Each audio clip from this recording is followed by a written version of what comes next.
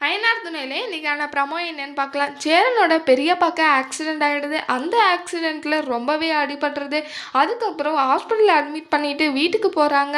வீட்டுக்கு போனதுமே அங்கே ஒரு புடுபுடுக்குக்காரன் வந்து, உங்களுக்கு இப்போ நல்ல நேரம் சரியில்லை, நீங்கள் வந்து நல்லா இருக்கணும்னா குலதெய்வ கோயிலுக்கு போயிட்டு வாங்க, அது மட்டும் இல்லாமல் உங்களுடைய ரொம்ப நெருங்கின சொந்தத்தை கூட்டிகிட்டு போங்க, உங்கள் தம்பி வீட்டாரை கூட்டின்னு போனோம் அப்படின்னு சொல்லிட்டு அந்த புடுபுடுக்காரர் சொல்லிட்டு போயிடுறாங்க. அதனால சேரனோட பெரியப்பா ரொம்பவே யோசிச்சுட்டு வேற வழி இல்லாமல் சேரன்கிட்ட போயிட்டு, சேரன் நம்ம போய் குலதெய்வ கோயிலுக்கு போகலாம் அப்படின்னு சொல்லிட்டு சேரன்கிட்ட சொல்கிறாங்க. அதை கேட்டு சேரனுக்கு ரொம்பவே சந்தோஷமாயிடுது. என்ன இப்படி பெரியப்பா திடீர்னு மாற்றமாக இருக்காரே அப்படின்னு சொல்லிட்டு. அதுக்கப்புறம் சேரன் போயிட்டு வீட்டில் இருக்கிறவங்க எல்லாருக்கிட்டையும் சொல்கிறாங்க, இப்படி தான் பெரியப்பா வந்து எல்லாருமே வாங்க குலதெய்வக்கு போயிட்டு வரலான்னு சொல்லிட்டு கூப்பிட்றாங்கன்னு சொல்கிறாங்க. அதுக்கப்புறம் சோழன் வந்து, ஓ நான் போட்ட பிளான் ஒர்க் அவுட் ஆகுதா அப்படின்னு சொல்லிட்டு எல்லாரும் முன்னாடி சொல்லிடுறாங்க.